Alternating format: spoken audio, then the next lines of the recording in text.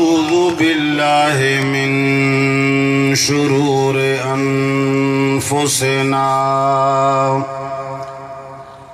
ومن سيئات أعمالنا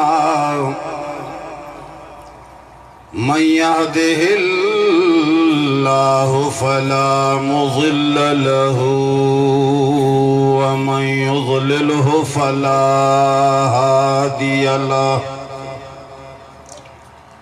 ونشهد أن لا إله إلا الله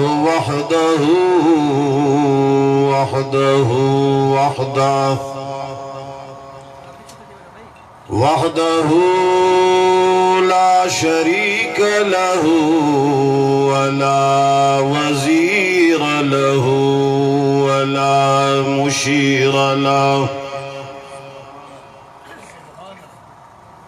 وحده لا شريك له ولا ضد له ولا ند له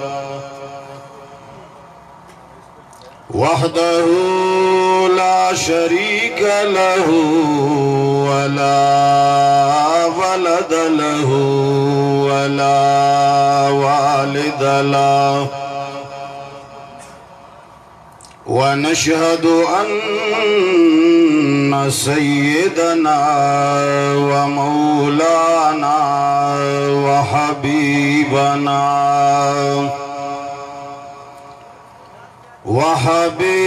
ربنا وشفيعنا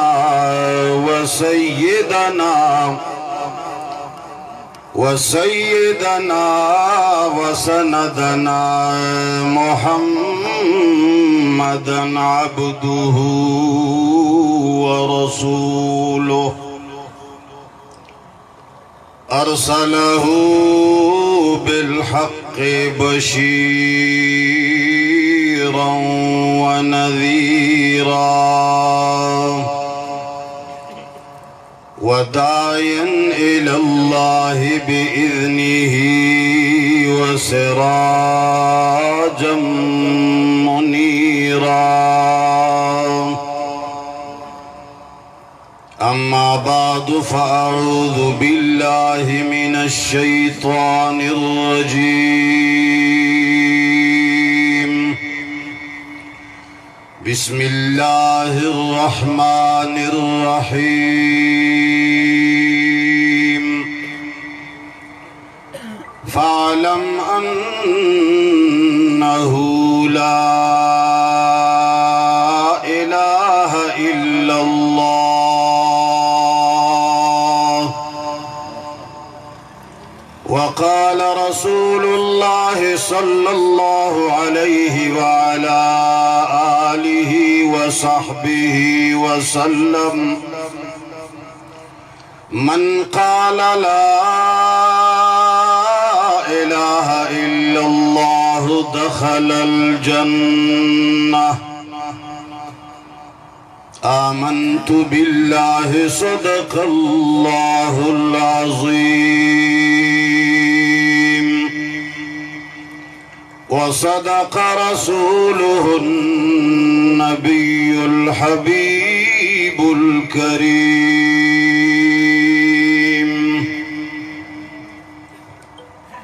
خدا ہر مشکل میں خود مشکل کشا ہے اپنے بندوں کا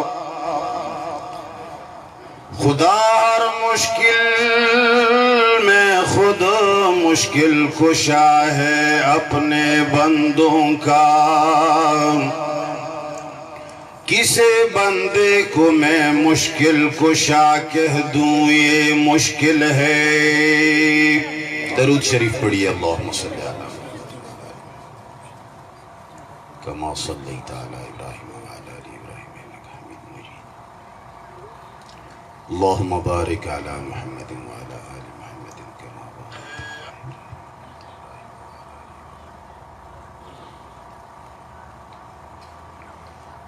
ڈیرہ اسماعیل خان کے غیور علماء کرام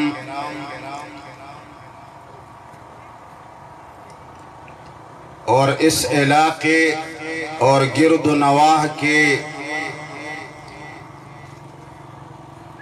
نوجوانوں، مسلمانوں،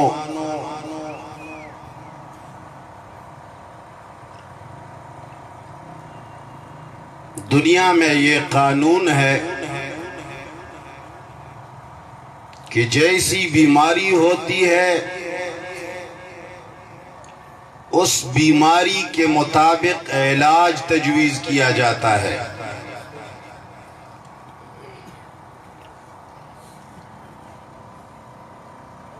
سیدنا آدم علیہ السلام کے زمانے میں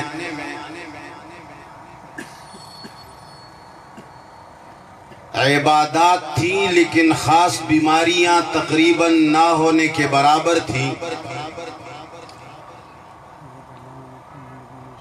سیدنا نوح علیہ السلام کے زمانے سے شرک کی بیماری شروع ہو گئی، تو ہمارے پروردگار عالم نے بیماری کے مطابق علاج تجویز فرماتے رہے۔ کبھی آسمانی صحائف بھیج کر، انبیاء کرام بھیج کر، جوں جوں بیماری بڑھتی گئی علاج اعلیٰ قسم کے علاج بھیجتے رہے۔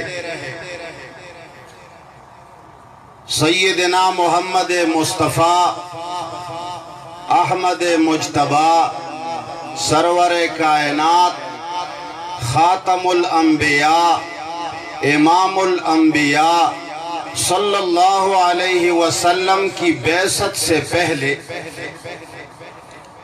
شرک کی بیماری اتنی بڑھ گئی، روحانی امراض کا ایسا بہتات ہو گیا، بتوں کی پوجا اتنی عام ہو گئی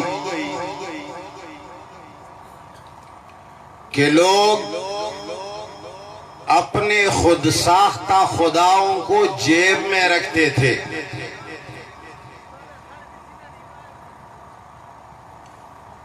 اور اللہ جل جلالہ کی توحید کا مرکز،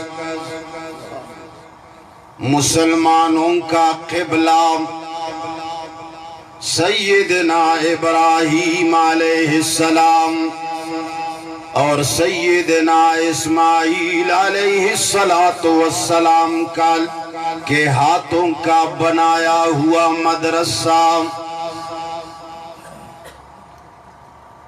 جب بنایا بھی تو رب العالمین کے سامنے دستے سوال دراز فرمائے۔ سیدنا ابراہیم علیہ السلام دعا مانگ رہے ہیں،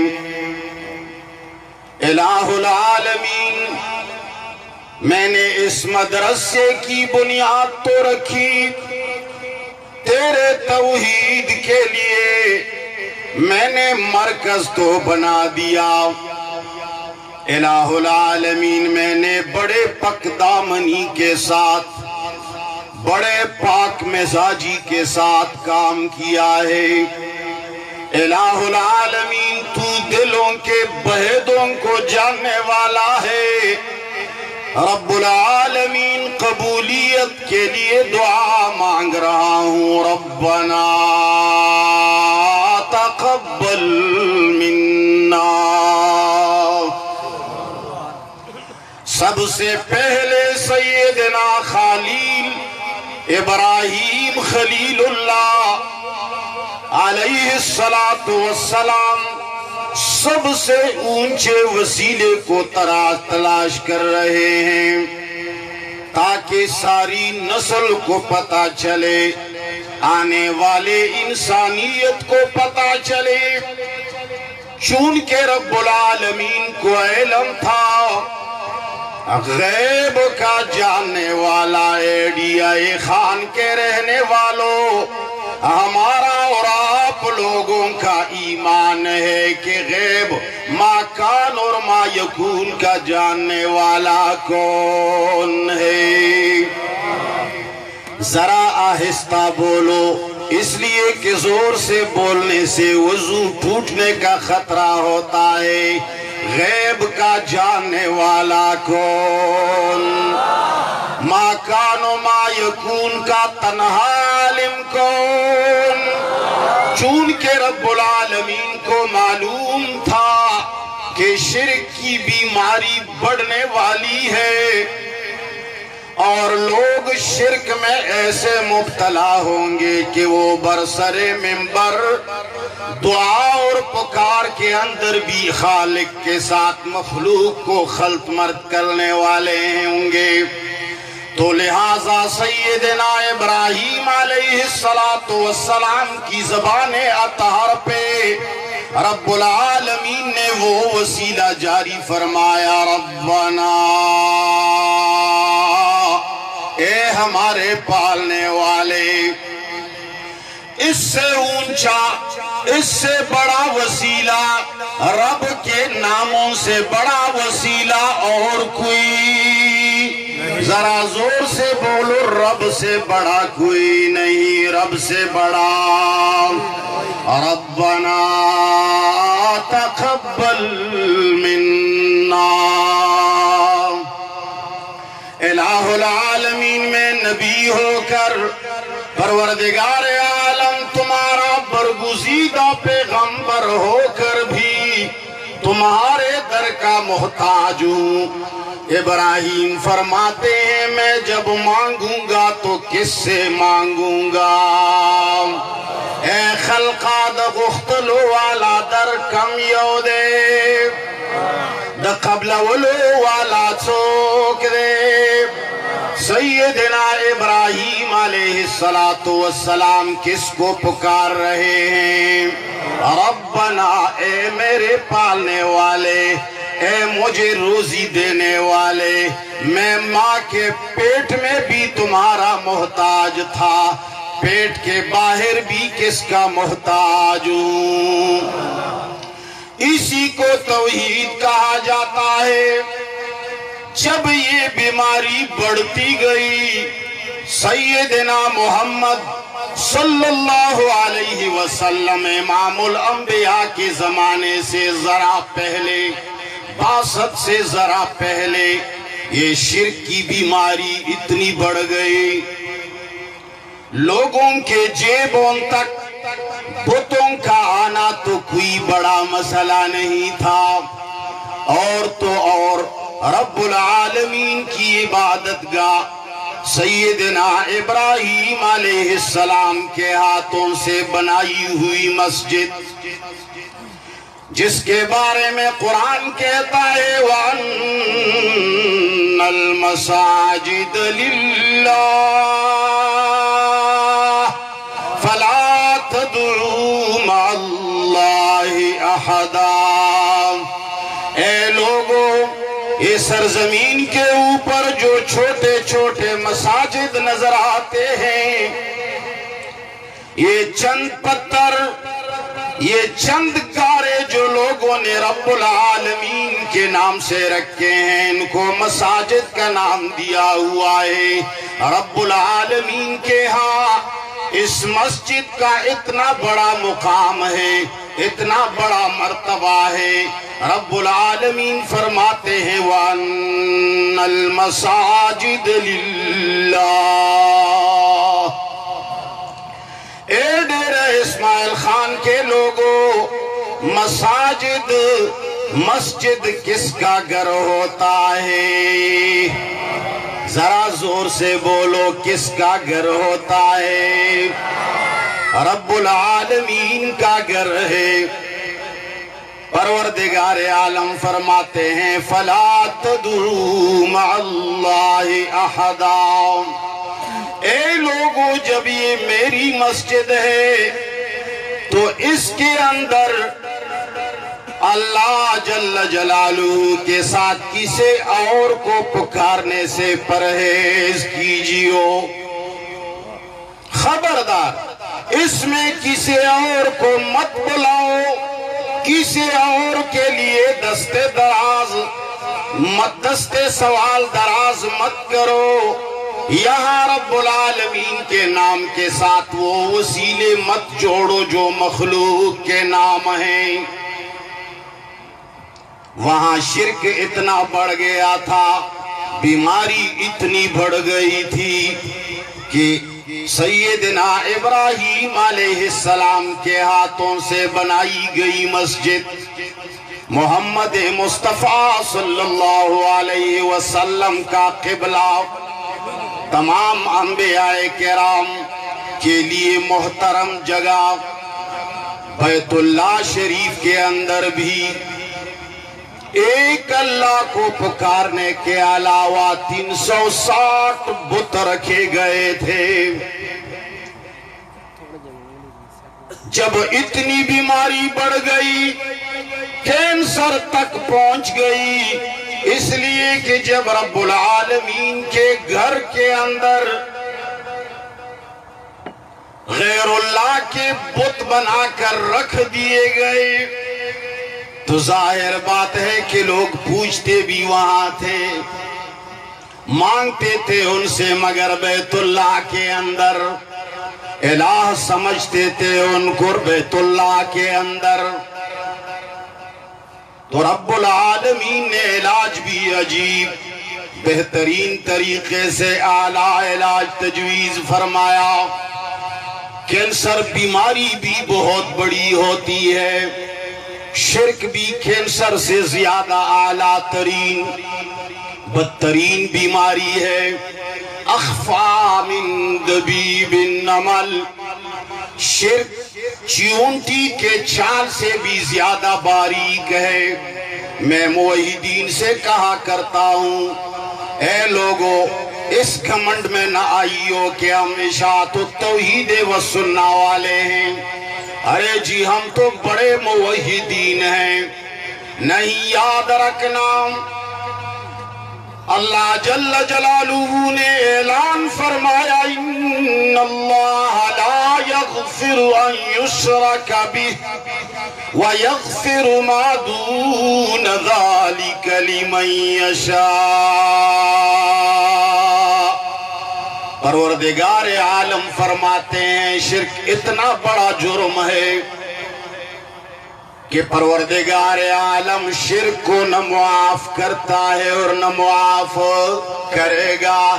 ذرا زور سے بولو، شرک کو نہ معاف کرتا ہے نہ معاف کرے گا. سارے گناہوں کو اگر رب العالمین چاہے بیک جنبش قلم سب کچھ کو معاف کر دیتے ہیں. التائب من الذنب کمن لا ذنب لہ.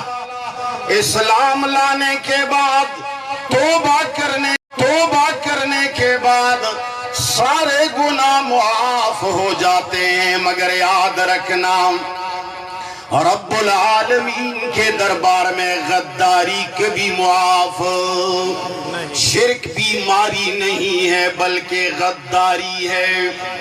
موحدین سے کہتا ہوں یاد رکھنا شیطان ہمارا عظیم دشمن ہے. میں علاج کی باتیں کرتا ہوں، خوشامد کرنے سے کوئی فائدہ نہیں. آپس میں ایک دوسرے کی تعریف کرنے کی کوئی ضرورت نہیں. ہم اپنی پگڑیوں کے بارے میں تعریف کریں کہ بھائی ہمارے چہرے بڑے سفید ہیں، یا جی ہم بڑے موحد بنے بیٹھے ہیں، اس سے ہمارا کوئی فائدہ ہونے والا. ذرا زور سے بولو، تعریفوں میں ہمارا کوئی فائدہ ہونے والا. یہ لوگ سارے کے سارے روحانی علاج کے لیے تشریف لاتے ہیں. یہاں نہ چندہ ملتا ہے، یہاں نہ پیسے ملتے ہیں، یہاں نہ کوئی دنیا کا کھپ ملنے والا ہے. یہاں سارے لوگ اگر آتے ہیں صرف شفاء کاملہ عاجلہ حاصل کرنے کے لیے، روحانی امراض سے شفا حاصل کرنے کے لیے آتے ہیں. یہ سامنے جو بیٹھے ہیں یہ سارے روحانی معالج علماء کرام ہیں. قرآن اللہ نے اتارا ہے وَنُنَزِّلُ مِنَ الْقُرْآنِ مَا هُوَ شِفَاءٌ وَرَحْمَةٌ لِّلْمُؤْمِنِينَ۔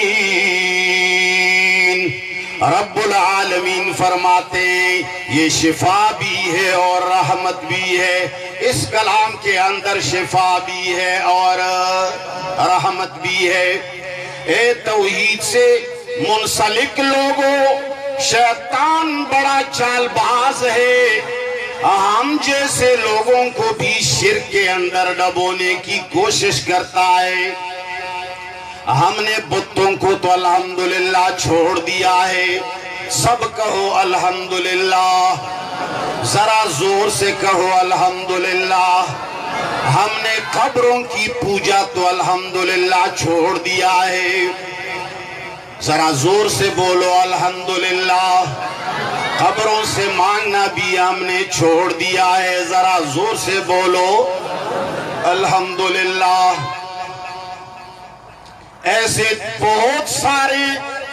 بہت ساری بت پرستی اور شرکیات اور بدعات کو تو ہم نے چھوڑ دیا، مگر ابھی شیطان ہماری اوپر کوشش کرتا ہے، ہمیں شخصیت پرستی کے مرض میں مبتلا کر رہے ہیں۔ مفتی منیر شاکر مجلس میں آتے ہیں تو لوگ نعرہ لگاتے ہیں نعرہ تکبیر، یہ تو رب العالمین کے اونچائی کا نعرہ ہے، ساتھ مفتی منیر کو ملا دیتے ہیں وَلَا تُشْرِكُوا بِهِ شَيْئًا۔ اے لوگوں، رب کے ساتھ کسی کو شریک، ذرا زور سے بولو کسی کو شریک۔ یاد رکھنا زندہ باد کس کی صفت ہے؟ آواز میں آپ لوگوں کی کمی ہے، معلوم ہوتا ہے کھانا صحیح نہیں کھلایا۔ یاد رکھنا زندہ باد کس کی صفت ہے؟ ذرا زور سے بولو کس کی صفت ہے؟ جتنا ایمان ہے اتنا تیز نعرہ لگاؤ۔ زندہ باد کس کی صفت ہے؟ ذرا چھپر پاڑ کے بولا کرو یار، ورنہ میں پشتو میں خطاب شروع کروں گا۔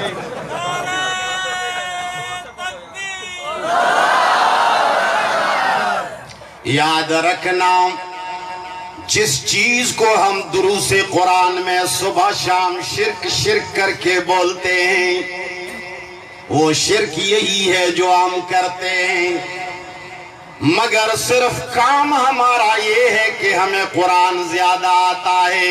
اوپر بیٹھنے والے سارے جماعت اشاعت التوحید و سنہ قرآن زیادہ سمجھنے والے ہیں، ہماری زبانیں ذرا تیز ہیں، ہم کوشش کرتے ہیں کہ شرکی آیتوں کو کسی اور کے اوپر فٹ کریں، مگر سب سے پہلے اس آئینے میں کس کا چہرہ نظر آنا چاہیے؟ اپنا۔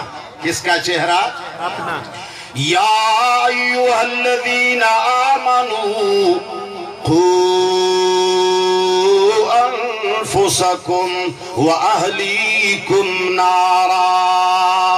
رب کریم نے فرمایا اے لوگو، اپنا چہرہ اس میں سب سے پہلے دیکھ لو، اپنے آپ کو جہنم سے بچاؤ، دوسرے نمبر پر اہل و عیال کو بچا لو، اور لوگوں کا نمبر شاید تیسرے نمبر میں آتا ہے۔ ہم نے بتوں کی پوجا تو چھوڑ دیا، قبروں سے مانگنا تو چھوڑ دیا، مگر شخصیت پرستی کے مرض میں ہم مبتلا ہیں کہ نہیں؟ آواز میں زور نہیں ہے۔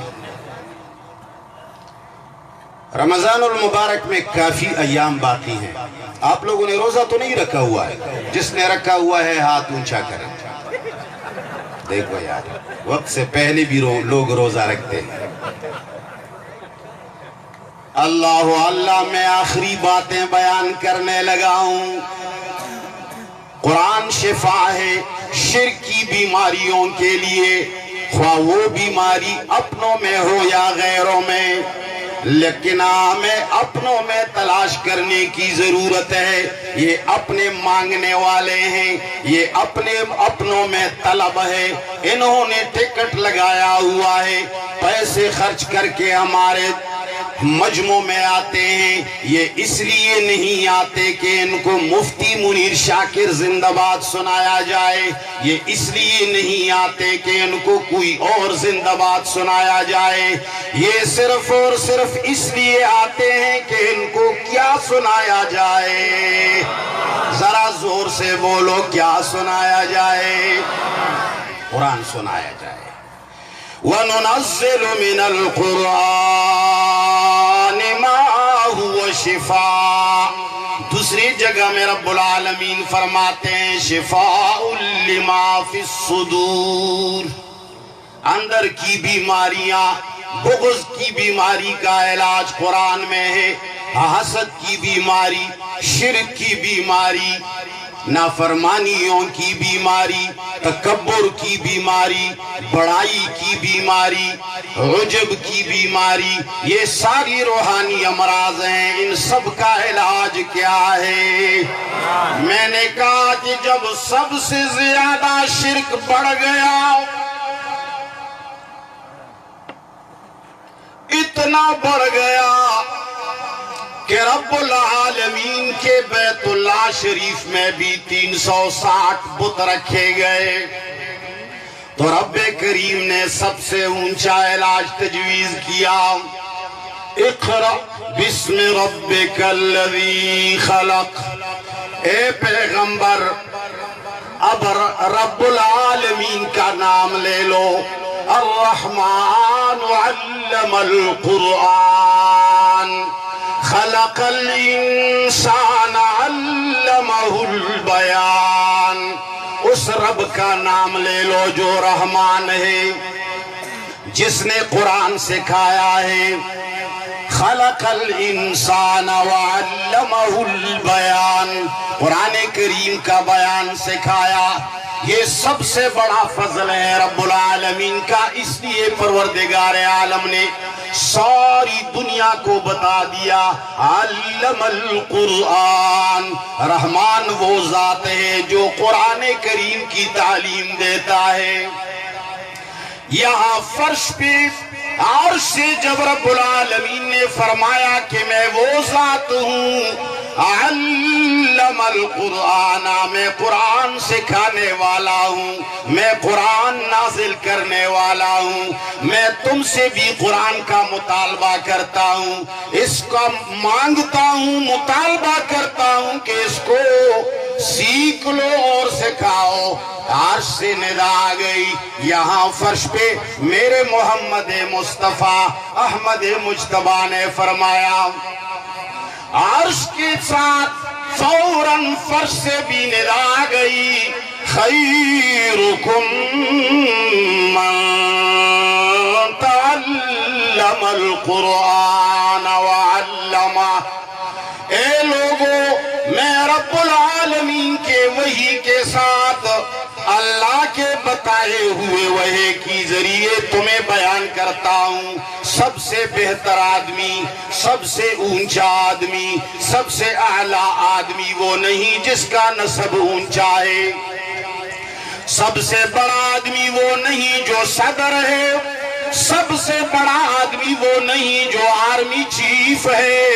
سب سے بڑا آدمی وہ نہیں جو اقوام متحدہ کا سربراہ ہے. سب سے بڑا آدمی وہ نہیں جو بہت بڑا قوم کا سربراہ ہے, دنیاوی اعتبار سے کسی جماعت کا لیڈر ہے. میرے نبی نے فرمایا بہترین آدمی وہ ہے خیرکم من تعلم القرآن وعلمہ. اے لوگوں, ایک بات یاد رکھنا, میرے ارد گرد علماء کرام بیٹھے ہیں. قرآن الفاظ کا اکیلا نام نہیں, اصول فقہ کا مسئلہ ہے. القرآن اسم للنظم والمعنى جميعا. پیغمبر پاک نے فرمایا, رب العالمین نے بھی فرمایا, الرحمن علم القرآن، رحمان وہ ذات ہے جس نے قرآن سکھایا۔ میرے نبی نے فرمایا بہتر شخص وہ ہے جو قرآن کو دوسروں کو بھی سکھاتا ہے اور خود بھی سیکھتا ہے۔ قرآن کریم اکیلے الفاظ کا نام معنی کا نام بھی ہے، دونوں ملا کر قرآن بن جاتا ہے۔ لہٰذا میں نے شروع میں آیت کریمہ میں تلاوت فرمایا، تلاوت کیا، رب العالمین فرماتے فَعْلَمْ أَنَّهُ لَا إِلَٰهَ إِلَّا اللَّهُ۔ میرے رب نے اشارہ فرمایا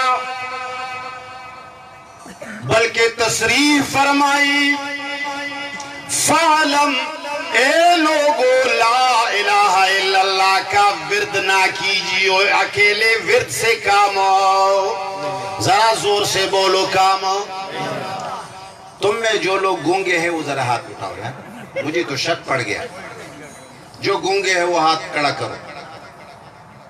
زبان ہے منہ میں، جن کی منہ میں زبان ہے اور طاقت بھی ہے وہ ذرا ہاتھ کڑا کریں، کم ہے کسی۔ شکر ہے یہ اللہ اکبر کا نعرہ آپ لوگوں کو آتا ہے۔ دوسری چیزیں تو جو میں پوچھتا ہوں وہ شاید آپ لوگوں کو آتی نہیں ہے۔ الحمدللہ اللہ اکبر تو آتا ہے، آتا ہے نا؟ چلو ٹھیک ہے، میں اللہ کا ہی نام پوچھتا ہوں اس کے بعد۔ ہمارے علاقوں میں ایک آدمی سے کسی نے پوچھا کہ تمہارے پیغمبر کا نام کیا ہے؟ اس نے کہا معاف کرنا میں تھل سے نیچے کسی کو نہیں جانتا۔ تھل وہاں کوئی علاقہ ہے تو شاید آپ کچھ ہو۔ بہرحال میں کہتا ہوں رب العالمین فرماتے ہیں فَعْلَمْ أَنَّهُ لَا إِلَٰهَ إِلَّا اللَّهُ۔